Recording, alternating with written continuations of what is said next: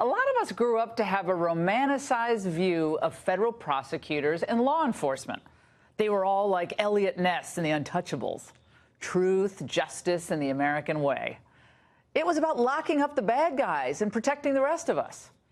And there are many dedicated men and women across the country serving as assistant U.S. attorneys who are doing just that.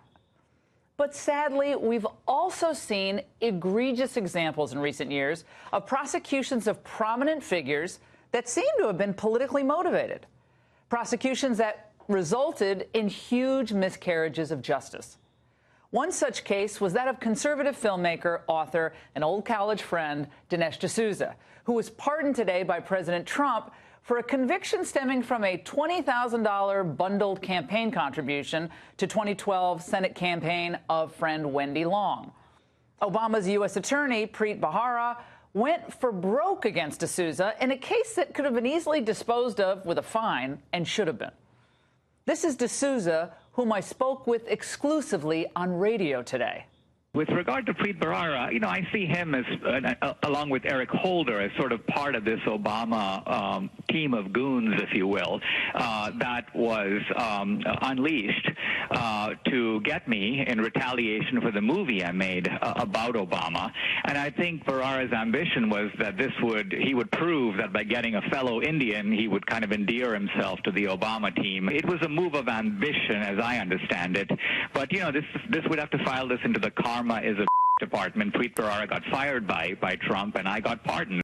Well, D'Souza was sentenced to 8 months at a community confinement center and 5 years of probation and community service, a $30,000 fine and counseling. He called it a failed attempt at re-education. When Republican members of Congress who suspected political motivations pushed for the release of D'Souza's FBI file, the department balked. When they finally turned over the file, at least made access to the file, they found out that his political affiliation and work critical of Obama had indeed been referenced. From the FBI report seen by a Republican member of Congress, it said the following: D'Souza is likely an ultra-conservative right-wing author and creator of a documentary critical of the Obama administration. Because of D'Souza's purported conservative beliefs, it is likely that D'Souza orchestrated the excess contributions. The agent's name, who wrote the above description, was redacted.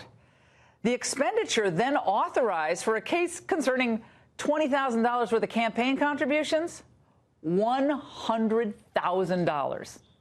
What my case shows in miniature is the way that Obama and Hillary, too, have gangsterized the U.S. politics. There's a new turn that's come in American politics, and Trump is, I think, very well aware of it. In some ways, he's the product of it. It's not just D'Souza who the former Obama Justice Department targeted. Remember what happened to Virginia's Republican governor, Bob McDonnell, who many thought could have been a future presidential candidate? He was prosecuted on corruption charges by U.S. Attorney Dana Bente, who was appointed by the Obama administration.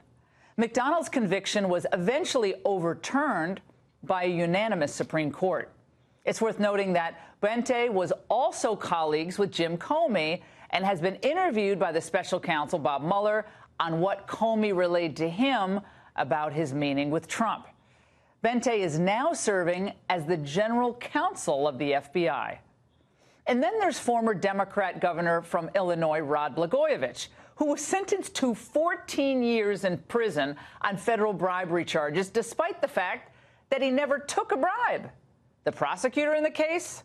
Another Jim Comey friend, Patrick Fitzgerald. Blago's wife, Patty, recently appeared here on The Angle. 10 years ago, these same people, Comey, Fitzgerald, Mueller, used these out-of-control prosecutors and FBI agents, came after my husband with their unchecked power to undo an election by the people.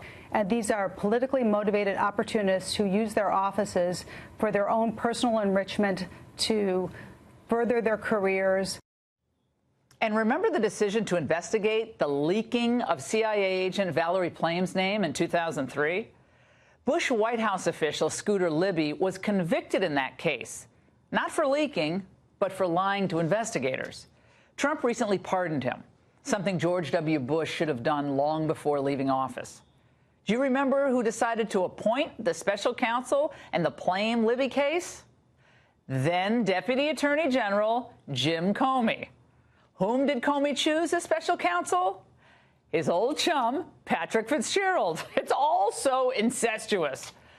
Now Fitzgerald is a wealthy partner at my old law firm, Skadden Arps, and is representing whom? Jim Comey in his dealings with special counsel Bob Mueller. That brings us to today, where many of these same figures who've been celebrated by media elites are back at work, using their position and their pedigree in an ongoing effort to purge the country of President Donald J. Trump. What started as concerns about Russian collusion has now morphed into an ever-changing obstruction of justice narrative, all because Trump fired someone whom he was constitutionally permitted to fire for any reason. In federal investigations, the government has limitless budgets, subpoena power, and an army of prosecutors on its side. Let's not forget. So targets should not be chosen or eliminated on the basis of their political views, nor because they're considered big fish, whose prosecutions could pay big time and big career dividends down the road. This is neither just nor enforcement of the law. What it is it's big game hunting with a political preference. And that's the angle.